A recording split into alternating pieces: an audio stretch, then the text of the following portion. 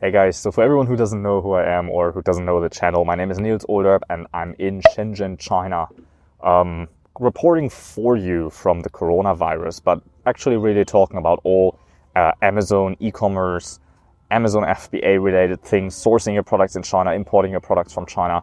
That's really my genius here. And look at this beautiful day. It's sunny right now today here in Shenzhen. We got some boats here. We got some yachts laying around here, and the city is coming back alive, slowly but steady.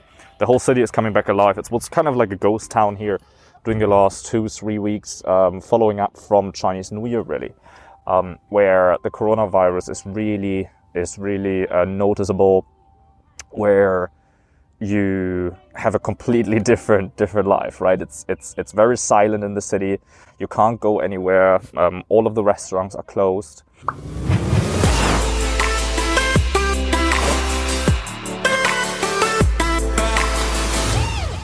Most of the shops are closed. Grocery stores are open, but it's no construction, which is very unusual for a city that has grown to 15 million people from 3,000 people within 30 years.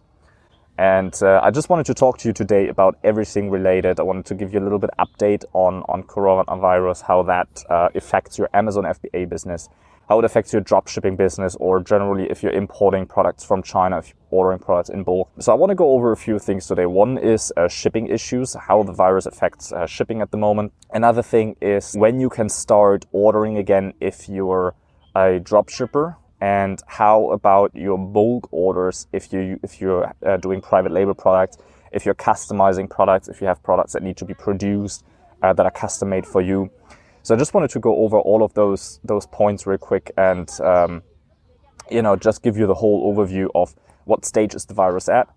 Today we got the 21st of February, just for reference here. And if we're thinking back a few days, now we have around 76,000 confirmed cases around the world, right? Most of those cases are in China, but most of the cases in China, and that's something a lot of people forget, is that most of those cases are centered around in the Hubei province, right? So everywhere around Wuhan where the virus originated, and all different provinces have kind of different precautions that everyone took to stop the spreading of the virus.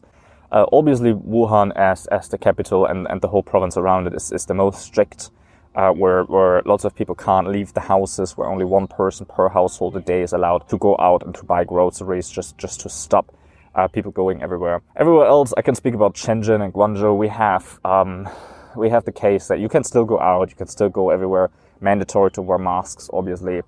But you see fewer people. So all the shops are closed. There are no tables where you could sit down anywhere, whether that's McDonald's or Starbucks. They put all of the tables by side. So everyone just does delivery services. Schools are still closed. People are not going to school and people are not going to work as of the majority of people. So lots of people already are back to work, and the factories are back to work. So all of the people that stayed in the city are back to work.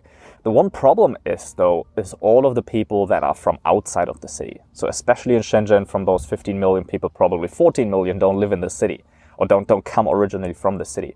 So everyone's kind of from outside, and all of the factory workers are from outside of the city. So during Chinese New Year, everyone went out visiting their hometown, visiting their family.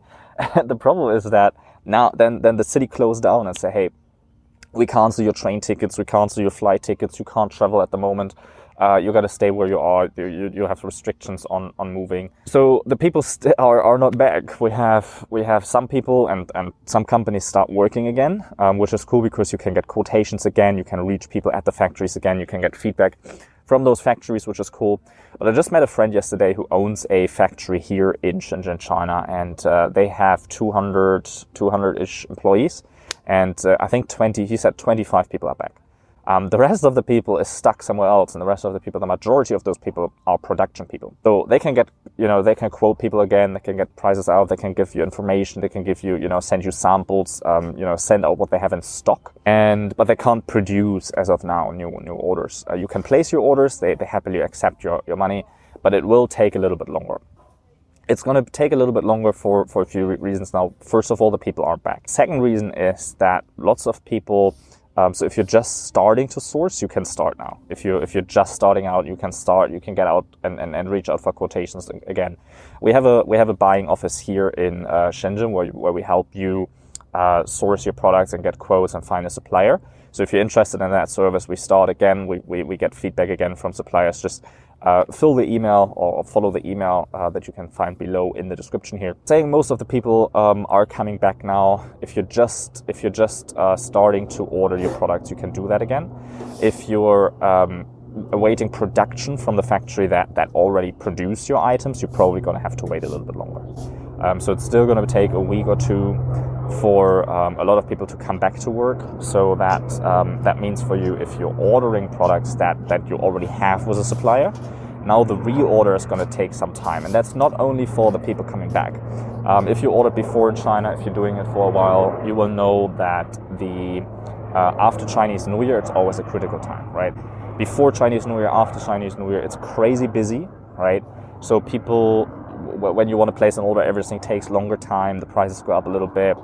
Now you have an extreme situations because it's been basically twice the duration of Chinese New Year or even longer that the people haven't been working, right? So the factories have a huge backlog of orders that they still have to produce. So whatever new orders you place now or reorders that you place now, expect it all to take a little bit longer, right? So if you had a lead time of 30 days, probably now you need 45 or 60. That's just the case right now. I'm going to get to shipping in just a little bit, but just wanted to stick with how does that affect you if you're a dropshipper, if you're selling your Amazon products, if you're selling private label products, or if you're selling wholesale products, right? So if you're a dropshipper and your factory has inventory, great, you can pursue, you can continue going there. You can continue about your business. They can ship things out for you. If you're a private label seller and you want to place new orders, you probably have to wait a little bit or you can place the orders now and get samples. But for the production, you have to wait a little bit.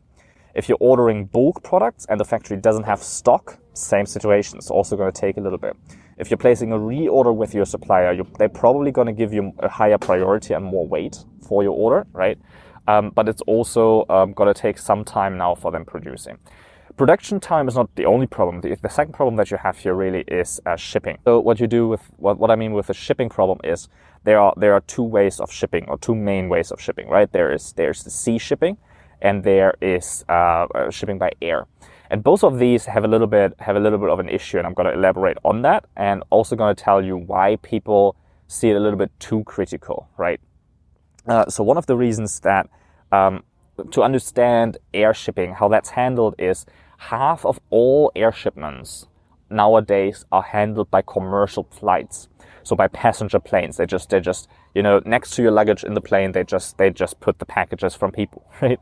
And half of the passenger flights right now take on those packages. So the problem on that is because right now no one flies in and out of China. So all of the capacity just been cut in half, right? On the other side to that, and that's the contrary here, is that right now there aren't any shippings prepared anyway, right? So the order volume that's going out is really, really small because the factories weren't able to produce it. They're just coming back to work. What that's going to mean for the next 2 or 3 weeks is that slowly factories are going to be able to ship out things. The cargo companies, you would think that the cargo companies would say, oh man, we don't have enough capacity, we don't have enough planes, but it's the opposite right now. Because the cargo companies, I spoke with a friend who works at Lufthansa Cargo, and they say most of the planes are standing right now, like nothing is happening because the factories weren't able to ship out anything, right?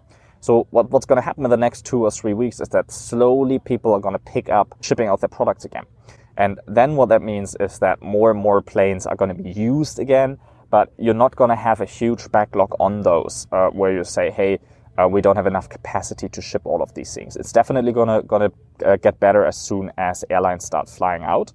But until then, I believe that most of the cargo companies have the capacity to send it out. You can see that very, very clearly when we talk about sea shipping. Sea shipping, you see it so clearly right now that there is no capacity, that there's too much capacity.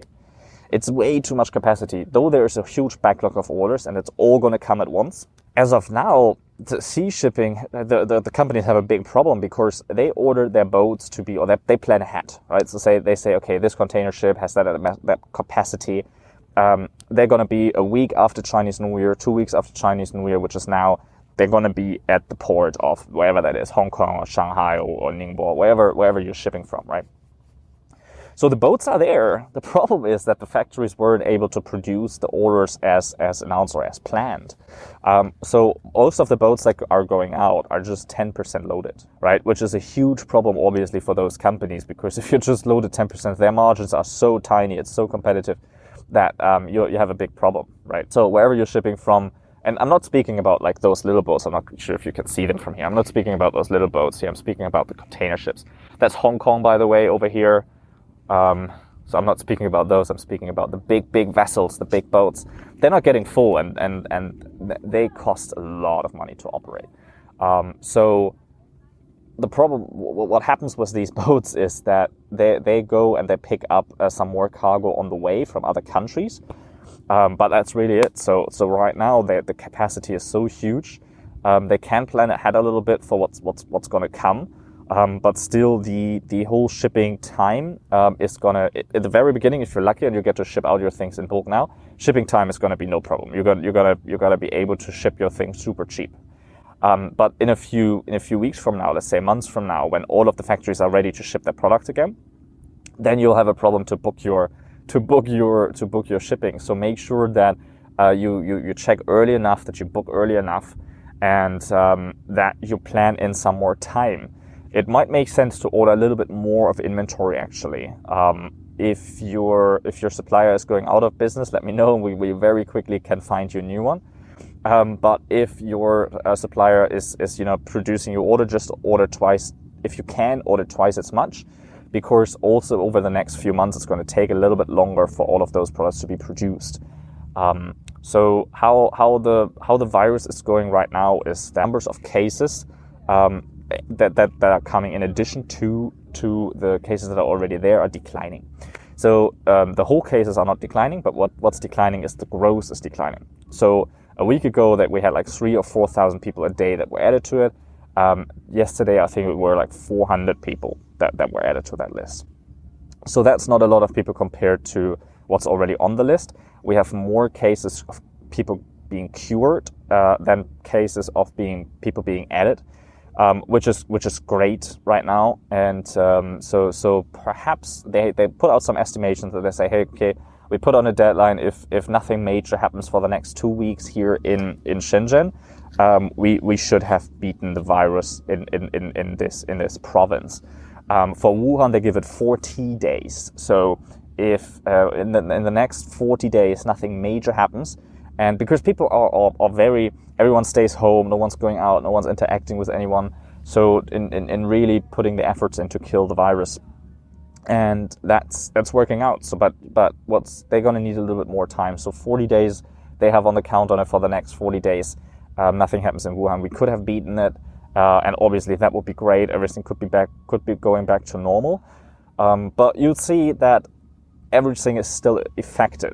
Also, what's affecting your production is the delivery of their resources. So if their materials are also late because the company that ships out the materials, if they ship it from one side of China to the other side and they have to go through or around the provinces that are on lockdown right now, then obviously either they can't deliver or delivery is taking longer. So it's not only your factory that's kind of delaying the process, but it's also the materials and their suppliers that are delaying it. I hope you like this video. Make sure to subscribe for more infos. I keep you updated about the virus, and on this channel we're talking all about sourcing, selling, and profiting from your private label products. So make sure to check that out. Also, we have a really cool free guide, a full guide to sourcing in China on this channel. Make sure to head to the video section. Check that out. There's a whole playlist where we have a whole free guide that is better than a lot of trainings that are out there that are paid. Okay. Make sure to check that out because you're going to need a pen and paper. Take note. It's stuffed full of information and you get some free templates and files that I have for you in the video. So make sure to check that out. Again, my name is Niels Olderup and I'll catch you tomorrow.